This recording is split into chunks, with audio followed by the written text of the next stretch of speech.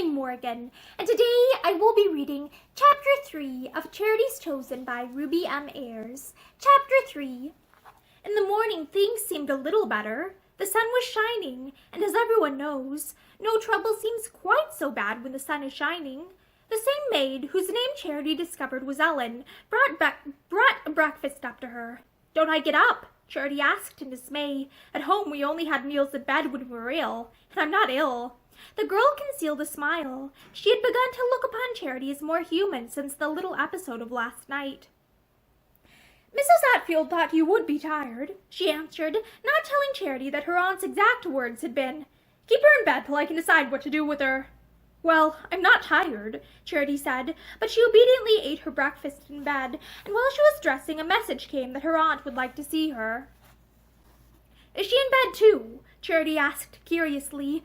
"Madame was very late home last night," Ellen told her. Charity was taken to her aunt's room. It was a very large room, quite a long walk from the door to the bed where Mrs. Atfield lay, her gray hair concealed by a lace boudoir cap and an expensive wrap picturesquely arranged round her shoulders. She gave Charity a cool cheek to kiss, asked how she had slept, and if she liked her room.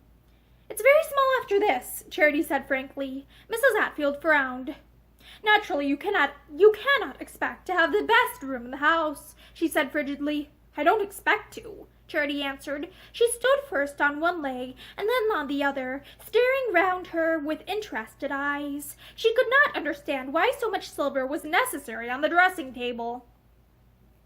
"I want to have a little talk with you, Charity," Mrs. Atfield said after a moment.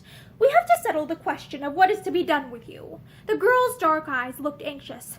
"What do you want to do with me?" she asked. Mrs. Atfield spread her hands deprecatingly. "That is exactly what I do not know," she admitted. There was a little silence which Charity broke. "I didn't want to come," she said bluntly. They looked at one another for a moment. Then her aunt said, "I've arranged for a dressmaker to come this afternoon and see about her clothes. Those," she indicated Charity's dowdy black frock and thick shoes and stockings, "are appalling." "I never thought so till I saw Myrtle's," Charity said. She raised one foot and looked at it solemnly.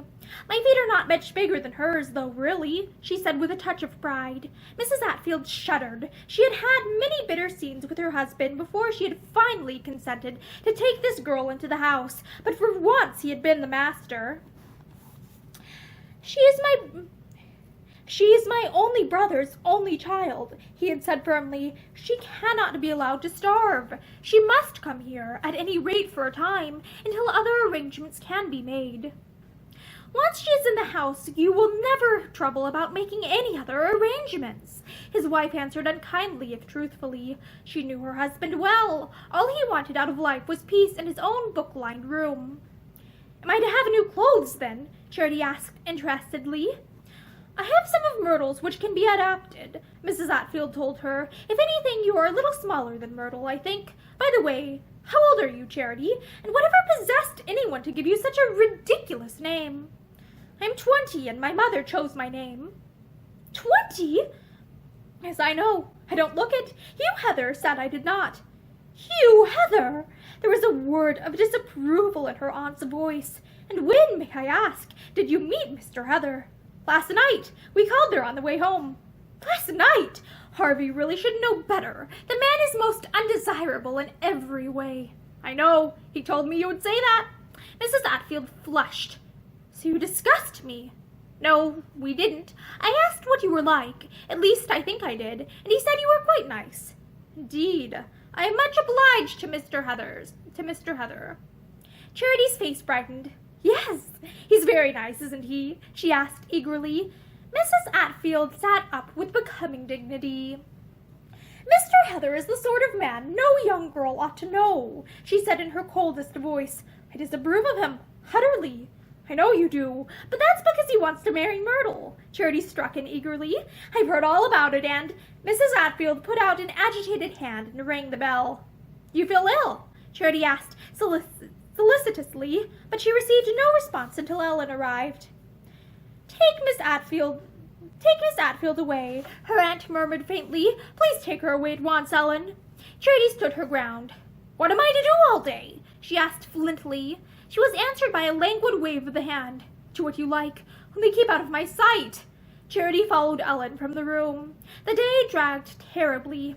"It seems nothing but meals," Charity thought as, one after the other, trays were brought for her to the schoolroom. Each time Ellen appeared, she tried to detain her in conversation, but Ellen was always too busy. "I've my work to do," she told Charity. "I wish I had some," the girl answered. In the afternoon the dressmaker arrived. She was a very talkative little woman, and she told Charity more about her relations in an hour than she could have found out for herself in a month. It appeared, for one thing, that they had not so much money as they had pretended to have, and that they were hoping Myrtle would make a good match. They were hoping the same thing for Harvey also. "I don't like him," Charity broke in bluntly. The little dressmaker, by name Miss Pleat, was not apparently interested in Charity's likes and dislikes, all she cared for being the sound of her own voice. She droned on. "They tried to make a match of it for him with that Miss Van de Leer. I don't suppose you know her, do you? Well, she is rich enough, but ugly. I never saw anyone so ugly, and he wouldn't have her, and I don't blame him." I shouldn't blame her if she wouldn't have him," Charity suggested. She had not forgiven Harvey for that terrifying ride last night. Miss Pleat ignored the remark and went on. "They'll be trying to find a husband for you before you've been here long, you mark my words." "Will they?" Charity smiled grimly. "If I want a husband, I can find my own." Miss Pleat refilled her mouth with pins. Charity thought it very clever of her not to swallow any, seeing that she talked so much. "I remember your father when I was a little girl," Miss Pleat continued. "A nice gentleman he was, but because he couldn't make money and wouldn't marry it, they'd got no time for him here. He'd got no time for them either," Charity said proudly. She was not yielding anything to her relatives. She found Miss Pleat vastly entertaining. She was sorry when the time came for her to go. "I hope you'll come again soon," she said eagerly. Miss Pleat folded up her inch tape and scissors into a piece of brown paper. "I shall come on Wednesday," she said. "You can have one of the frocks by then." She went away, and Charity was left alone once more. She did not know what to do. She had had tea, and had learned from Ellen that Myrtle was out, that her aunt was out, and that Harvey had not been in all day. "If I am always to be alone like this, I shall run away or go mad," Charity said. Ellen grinned sympathetically. "It's wonderful what people can get used to," she said philosophically, as she took up the empty tray and departed. Charity wandered over to the bookcase. The first volume she pulled down was a book of Greek philosophy, and the second slipped from her grasp and fell to the floor. When she picked it up, the fly-leaf fluttered out, and on it was written Heather's name and address. Charity's face changed. She remembered that he had promised to come and see her that day, and that he had not kept his promise. She took the book back to the fire and sat down with it on her knee. He was the only person who had been really kind to her since she left the boat, unless one counted Miss Pleat, and her lonely heart warmed towards him. She thought of his comfortable sitting room, and the big chair, and wished she was there. Then came another thought. Well, why not go? His address was written on the fly-leaf before her, and she still had enough money of her own with which to pay for a cab. Miss Pleat had told her, amongst other things, that all the Atfields went everywhere either in their own car or in a taxi-cab. It took Charity but a moment to slip on her hat and coat, but a moment to creep downstairs and pull back the heavy latch of the front door, and then she was out in the gathering darkness, looking eagerly up and down the street for a cab. To get to Heather was her one thought. She did not care what anyone said about him. In her heart she knew that he was what her father would have called a white man.